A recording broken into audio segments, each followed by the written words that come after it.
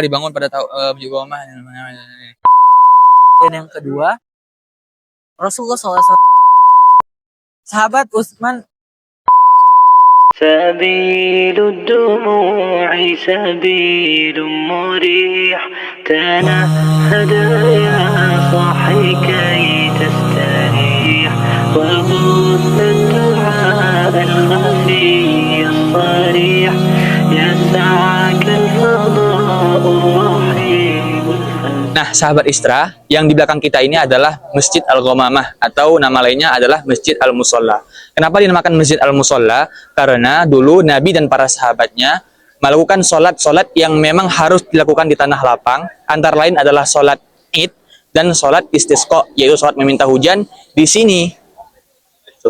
Ini menunjukkan bahwasanya sholat masjid ini tidak dibangun di zaman Nabi ataupun para sahabat, karena Nabi menyuruh umatnya agar melakukan sholat Id dan sholat istisqa itu di tanah lapang atau lapangan yang luas.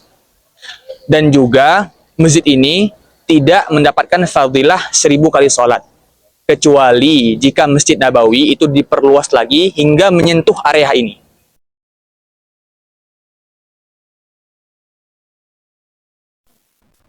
Juga karena Nabi tidak hanya sholat Id dan istisqa atau sholat meminta hujan, tidak hanya di Ghamamah ini, melainkan juga sholat di beberapa spot, antara lain tempat tinggal suku Daus, tempat tinggal kabilah Katsir bin Salt, Masjid Abu Bakar yang akan kita datangi nanti, dan juga Masjid Ali. As-Samhudi berkata dalam kitabnya Wafa'ul Wafa bahwasanya pendapat yang paling kuat mengatakan bahwasanya masjid ini dibangun pada masa Khalifah Umar bin Abdul Aziz tahun 87 sampai 93 Hijriah. Dalam hadis yang dikeluarkan oleh Imam Muslim dalam kitab Sahihnya, diriwayatkan dari Abbad bin Tamim dari pamannya berkata, "Anna Nabiyya sallallahu alaihi wasallam kharaja ilal musalla fastasqa wastaqbala al-qiblah wa qala baridaahu wa shalla rak'ataini." Bahwasanya Nabi SAW keluar ke musalla, yaitu tempat ini yang dulunya tanah lapang, kemudian Nabi berdoa meminta hujan, kemudian menghadap kiblat, membalikkan selendangnya, dan kemudian sholat 2 rakaat. Dalam riwayat lain yang dikeluarkan oleh Abu Daud, hadis Aisyah, bahwasanya Nabi menyuruh beberapa sahabat untuk membawa mimbar yang berada di dalam Masjid Nabawi ke tempat ini agar bisa dipakai ketika khutbah di sholat istisqa. Dalam kitab Al-Masajid Al-Athariyah karya Syekh Muhammad Ilyas dikatakan bahwasanya Nabi juga pernah sholat goib atas Raja Najasyi di tempat ini. Nah, nama Raja Najasyi siapa guys? Komen di bawah. Pendapat tentang sholat goib itu ulama berbeda pendapat. Ada yang membolehkan dan ada yang tidak. Tetapi pendapat yang paling kuat mengatakan bahwasanya sholat goib diperbolehkan asal orang yang meninggal tersebut tidak disolatkan di negerinya karena beberapa uzur, antara lain dia meninggal di tempat di mana tidak ada muslim di situ dan tidak ada yang menyolatkannya. Maka dalam keadaan seperti ini diperbolehkan sholat goib bagi seseorang tersebut. Masjid Ghamamah ini terletak kurang lebih 300 meter dari gerbang 310. Nah, dinamakan Masjid Ghamamah karena berasal dari kata laim yang artinya awan. Jadi ketika itu Rasulullah SAW dan para sahabat sedang melakukan sholat istisqa. Dan kemudian awan datang dan menaungi mereka. Panjang masjid ini yaitu sekitar 32,5 meter dengan lebar 23,5 meter dan tingginya 12 meter. Hingga total keseluruhan luasnya kurang lebih 763 meter persegi. Struktur masjid ini berasal dari Kesultanan Turki Utsmani pada masa Sultan Abdul Majid I, kemudian diperbaiki pada masa Sultan Abdul Hamid II, dan kemudian diperbagus oleh Raja Fahad dengan mempertahankan struktur uniknya. سبيل الدموع سبيل مريح تنهدى يا صاحي كي تستريح وبث الدعاء الخفي الصريح يسعك الفضاء الرحيب الفسيح سبيل الدموع. Nah guys, sekarang kita sedang berada di Masjid Abu Bakar, salah satu tempat di mana Nabi SAW pernah sholat Id di sini, selain Masjid Umamah. Kemudian di masa khilafah Abu Bakar juga sholat di sini mengikuti sunnah Nabi SAW. Kemudian pada zaman Khalifah Umar bin Abdul Aziz, Khalifah menjadikannya sebuah masjid dan menamakan masjid tersebut dengan Masjid Abu Bakar. Panjangnya 19 meter, luasnya sekitar 15 meter, kemudian kelilingnya sekitar 290 meter. Rampung pembangunannya atau perbaruannya pada masa kerajaan Saudi, yaitu Raja Fahad. Berjarak dari Masjid Qomamah sendiri itu sekitar 40 meter. Sahabat Abu Bakar radhiyallahu anhu, namanya adalah Abdullah bin Abi Quhafa Utsman bin Amir. Kunyahnya adalah Abu Bakar. Beliau diberi gelar, salah satunya adalah Al-Atiq, yang artinya tampan dan dibebaskan. Tampan karena ketampanan wajahnya beliau, dan yang kedua dibebaskan karena Rasulullah SAW menjamin beliau dibebaskan dari api neraka. Sebagaimana yang disabdakan oleh Rasulullah SAW, anta atiqullah minan nar. Kamu adalah orang yang dibebaskan oleh Allah dari api neraka. Hadis riwayat Tirmidzi. صاحي كي تستريح وبث الدعاء الخفي الصريح يسعك الفضاء الرحيب الفسيح فبالله كم تستطب القلوب. Nah guys, sekarang kita sedang berada di Masjid Ali, salah satu dari 3 tempat terkenal di mana Nabi SAW pernah sholat Id di sini, selain Masjid Qomamah dan Masjid Abu Bakar. Sama seperti pendahulunya, Abu Bakar, Nabi SAW pernah sholat Id di sini, kemudian Ali pun mengimami kaum muslimin untuk sholat Id di sini, sama seperti Abu Bakar. Bedanya, Ali saat itu mengimami kaum muslimin bukan pada masa pemerintahannya, melainkan pada masa pemerintahan Utsman. Karena saat itu Utsman terhalang untuk menjadi imam, karena rumah beliau sedang dikepung oleh para pemberontak.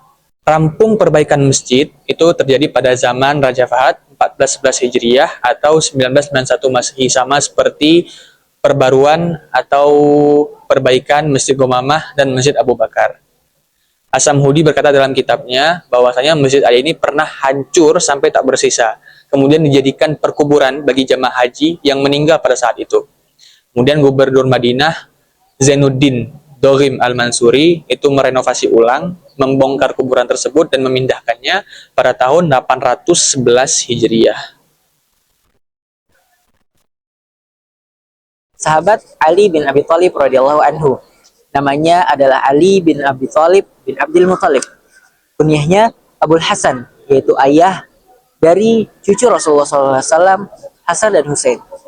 Beliau diberi gelar atau lakop Abu Turab, yang artinya debu atau tanah. Karena ketika itu Ali bin Abi Thalib sedang tertidur di dalam masjid dan wajahnya penuh dengan debu. Kemudian datanglah Rasulullah SAW mengusap dengan tangan mulia beliau, mengusap wajahnya Ali dan berkata, "Kum ya Abu Turab, bangunlah wahai Abu Turab." الله كم تستطب القروح ويبرأ جروح الكسير الجريح وينشط ذاك السقيم العليل وقد كان بالسقم دهرا طريق تقال العثار العظام به. Nah guys, sekarang kita sedang berada di Masjid Umar bin Khattab radhiyallahu anhu. Masjid ini memiliki tinggi 12 meter, tebal dindingnya 1,5 meter, dan kelilingnya 335 meter persegi. Masjid ini dibangun pada masa Kesultanan Utsmani, tepatnya pada masa Sultan Abdul Majid I. Kemudian rampung pembangunannya pada masa Kerajaan Saudi, Raja Fahad tahun 1411 Hijriah atau 1991 Masehi. Sama seperti 3 masjid sebelumnya. Bedanya, Masjid Umar ini tidak ada bukti nyata atau konkret yang mengatakan bahwasanya Umar pernah sholat Id di sini.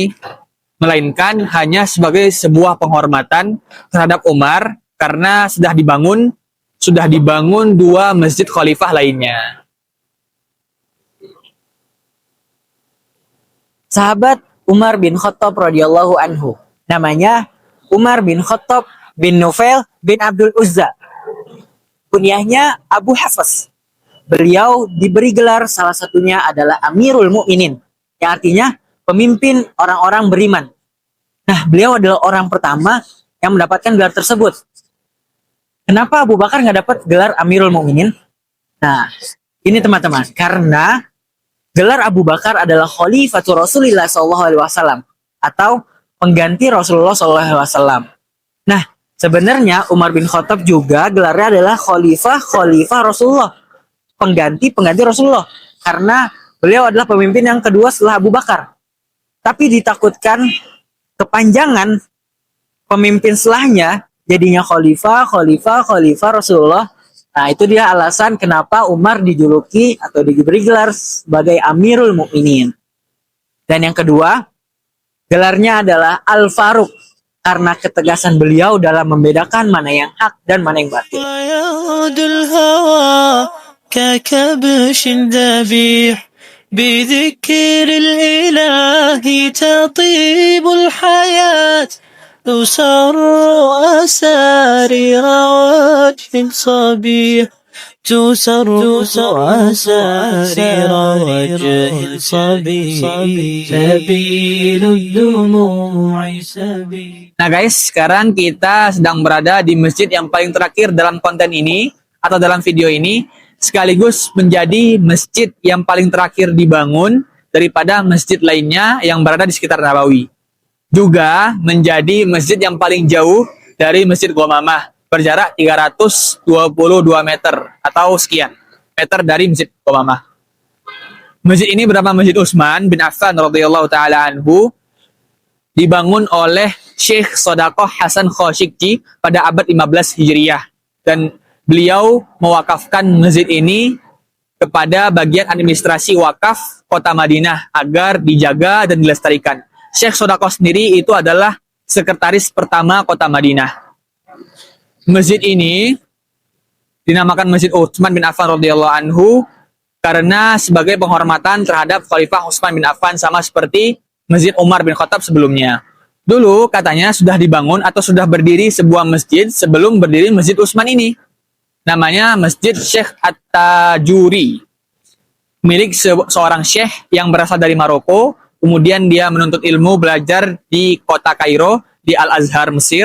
Kemudian hijrah ke Madinah dan bermukim di sini, tinggal di sini, dan membangun masjid di sini untuk orang-orang yang tinggal di sekitar rumahnya. Kemudian masjid itu hancur, barulah kemudian dibangun Masjid Utsman tersebut. Sahabat Utsman bin Affan radhiyallahu anhu, namanya Utsman bin Affan bin Abul As, kunyahnya Abu Abdillah. Beliau diberi gelar Zunnurain, yang artinya pemilik dua cahaya. Beliau diberi gelar tersebut karena menikahi dua putri Rasul Shallallahu Alaihi Wasallam, yaitu Ruqayyah dan Ummu Kulsum setelah wafatnya Ruqayyah. Sebuah riwayat yang diriwayatkan oleh salah satu tabi'in, yaitu Husain Al-Ju'fi, ia berkata kepada anaknya, "Tahukah kamu, hai anakku, kenapa Utsman bin Affan diberi gelar Zunnurain?" Maka anaknya pun menjawab, "Aku tidak tahu." Kemudian Husain Al-Jufi pun berkata, "Tidak ada seorang pun yang menikahi dua putri seorang nabi semenjak diciptakan Nabi Adam hingga hari kiamat kelak kecuali Utsman bin Affan." يا صاحي كي تستريح وبث الدعاء